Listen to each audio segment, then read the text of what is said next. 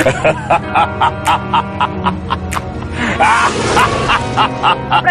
balik lagi di podcast Youngblood. Kali ini gue bakal ngebicarain tentang toxic relationship bareng sama 3 temen gue. Penasaran kan? Jangan lupa saksiin langsung podcast Youngblood. Bye. Hai guys, balik lagi nih bareng kita di acara Youngblood Talk Show. Nah, seperti yang udah kita janji nih, kita bahas tentang toxic relationship. Nah, Nan, gue mau nanya nih sama lu nih, menurut lu gimana sih tentang toxic itu? Toxic menurut gue tuh hubungan yang gak sehat banget ya. Kenapa gue bilang gak sehat? Karena di hubungan itu kayak udah posesif, ngatur-ngatur hidup gue. Abis itu dia ngelarang semua kegiatan gue, sedangkan gue sendiri gak bisa ngelarang dia. Sebenarnya nggak beda jauh sih sama yang tadi lo jelasin kayak gitu. Tapi sebelum gue jelasin lebih panjang, lebih baik kita masih ada 2 orang tamu lagi nih. Siapa tuh? Wah, tamu kita tuh ada Gege sama Tanto. Wah, itu bagus nih. Oke, silakan masuk Gege dan Yeay. Tanto. Ya. Ya. Hey. Apa kabar? Halo. Halo. Oke. Hai Gege, Tanto. Halo. Gimana nih kabar kalian? Alhamdulillah baik. Gimana kuliahnya? Gue dengar kalian sedang kuliah ya? Lagi kuliah. Lagi kuliah, lancar, alhamdulillah. Iya. Alhamdulillah. Jadi tuh kita kan membicarakan tentang toxic relationship nih. Kalian pernah nggak sih ngalamin toxic relationship gitu loh? Pernah. Boleh diceritakan nggak sih sedikit aja? Gimana dari Gege? Kalau gue sih dari pengalaman gue, ini kejadiannya waktu pas gue SMA, terus mau awal-awal kuliah, itu tuh gue punya 5 temen iya, satu circle itu terdiri dari 5 orang. Nah di situ tuh gue baik-baik aja tuh, fine-fine aja awalnya. Terus begitu kita pisah, gue kuliah, teman-teman gue juga kuliah, ada yang kerja juga. Di situ kita mulai kayak renggang gitu, hubungan kita renggang. Dan dari situ kita mulai kayak ada omongan gak enak dari belakang, ada yang bikin circle dalam Buka circle. dua ya? Iya, makanya dua ya. di situ gue ngerasa kayak ini tuh udah nggak sehat nih pertemanan. Aduh, gak sehat banget sih itu game juga. Kalau Tanto sendiri pernah nggak? Kalau gue sih kayak ceritanya beda sama Gigi. Kalau gue dulu beberapa tahun yang lalu gue pernah yang namanya ngalamin toxic relationship juga. Tapi kalau gue itu dia akhirnya selingkuh gitu. Waduh, sakit banget ya diselingkuhin. Iya, parah Lu sih. kan udah ganteng loh Tanto, masa Enggak sih. diselingkuhin sih Ya Tanto? biasa aja sih, gue juga tahu. Gue biasa aja. Berarti masih trauma sekarang? Oh trauma banget, parah. Jadi trust issue. Jadi dari isu ya, aduh. Tapi ya, menurut kalian tuh, kalian kan masih punya orang tua nih. Menurut kalian orang tua kalian tuh wajib tahu nggak sih tentang yang kalian alami? Kayak kalian pernah di dalam toksik nih. Orang tua kalian tuh wajib tahu nggak sih dengan ketoksikan pasangan kalian atau teman-teman kalian? Kalau menurut gue sih wajib tahu dan kayak cerita aja, saling cerita biar orang tua juga tahu lu tuh keadaannya tuh lagi gimana nih, biar lo nggak stres banget. Tapi jangan dibawa ke dalam gitu loh, ngerti maksudnya itu. Jadi orang tuanya itu jangan sampai terlibat. Cukup kayak dengerin cerita kita aja. Mencari jalan keluar. Iya, untuk minta saran, jalan keluar seperti itu. Kalau menurut gue penting sih. Kalau Tante sendiri gimana nih orang tuanya nih? Mungkin gue juga hampir sama kayak Gigi ya. Kalau kita udah nggak kuat gitu, kita boleh cerita lah ke orang tua atau ke orang terdekat kita kayak sahabat, temen, itu juga boleh sih. Ya, setuju. Tapi gue mau nanya lagi nih, menurut kalian, kenapa sih kalian tuh bisa masuk ke dalam ruang lingkup toksik ini loh? Gue juga awalnya nggak tahu ya, karena emang baik-baik aja gitu. Tapi emang udah waktunya kita tuh emang udah habis kali ya masanya gitu. Kan setiap orang tuh ada masa-masanya kan, ada waktunya. Jadi menurut gue emang udah waktunya habis dan diakhiri dengan cara yang toksik itu. Tapi sedih gak sih? Kayak gimana ya, punya temen bestian 5 gitu. Iya, yang gimana gue udah percaya banget nih sama dia, tapi dia kayak gitu ya, nggak nyangka aja, sedih sih, pasti kecewa. Aduh, gue juga sakit sih kayak Iya. gitu. Tante sendiri gimana nih? Kan gue dengar tentang hubungan nih. Cewek lu selingkuhin lu nih Tante. Gimana nih, kok lu bisa terjerumus? Ya gue juga sebenarnya nggak pengen sih kayak gini ya. Tapi ya mau gimana lagi? Ya udah, semoga kedepannya bisa lebih baik aja gue. Aduh, lu pasrah banget ya Ya Tanto. mau gimana lagi kan? Menurut kalian penting gak sih self love setelah keluar dari zona toksik ini? Penting.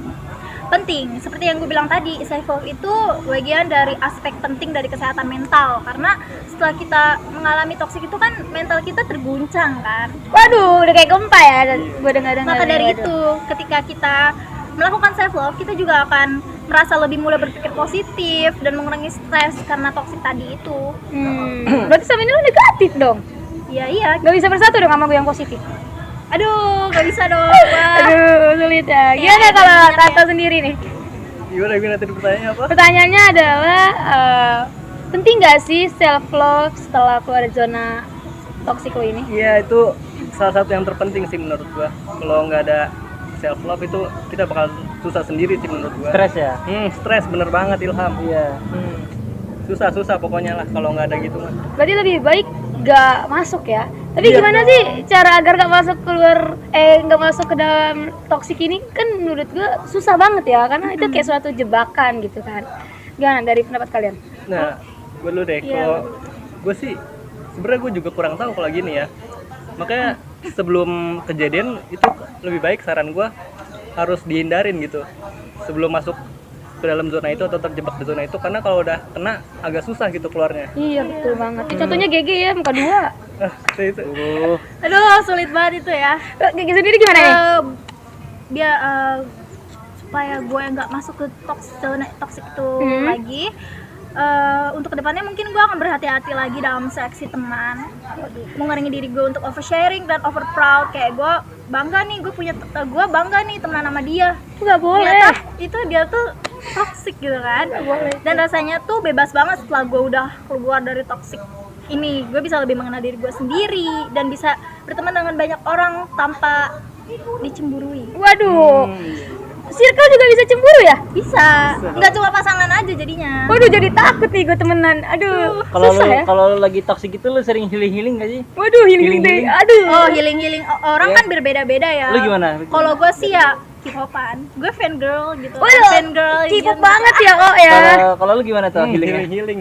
Sebenarnya gue juga jarang sih kayak Main gini. game kah? Oh ya, main game tuh bisa sih salah satu obatnya tuh. Oh ya. Manjur banget itu menurut gue sih. Oke, keren.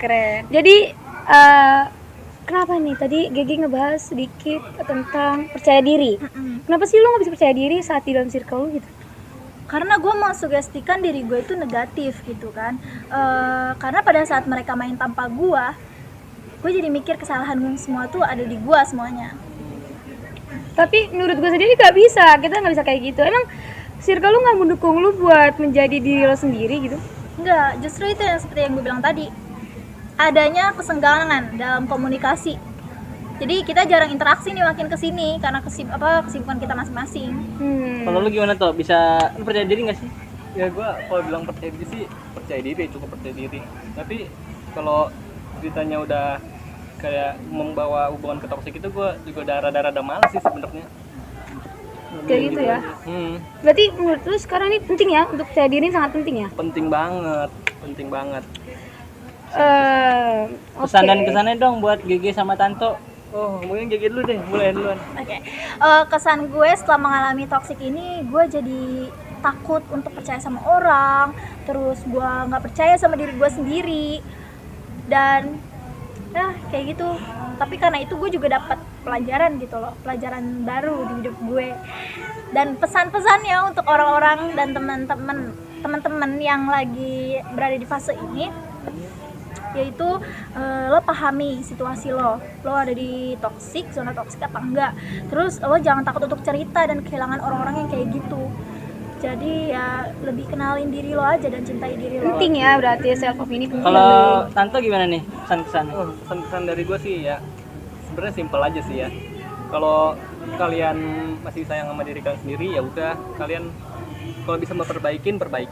Tapi kalau udah nggak bisa ya udah tinggalin aja lah ya, daripada kalian capek-capek. Dan jangan pernah mengulang hubungan yang sudah berlalu. Iya, gitu, bener apalagi banget. selingkuh ya Tanto. Aduh, selingkuh itu menurut gue udah fatal sih ya. Fatal banget sih di dalam hubungan.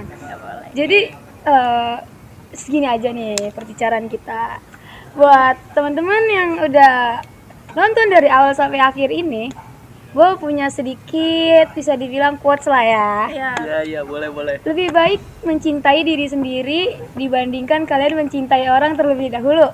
Karena mencintai diri sendiri itu sangat penting. Kalian nggak bisa mencintai diri orang lain, sedangkan diri kalian itu tersakiti gitu. Itu sangat nggak boleh. Bener banget. Dan kalian juga harus ingat adanya people come and go.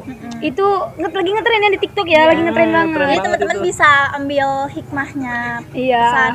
Iya. Dan satu lagi, jangan bisa mengulang hubungan jika hubungan itu sudah toksik. Sudah keluar, jangan sampai masuk lagi. Iya. Ya, Hindari. hindari. itu nggak bisa. Aduh. Oke, makasih banget nih buat teman-teman kita, Gigi sama Tanto. Sama-sama. Ya. Dari acara ini kita bisa dapat banyak hikmah dan pesan kesannya ya. Nah, karena cuaca udah panas banget nih. Aduh, parah. Kita akhiri aja kali ya. Boleh. Semoga toksik ini bisa jadi pembelajaran buat teman-teman di rumah. Sampai jumpa di lain esok hari. Bye. Dadah.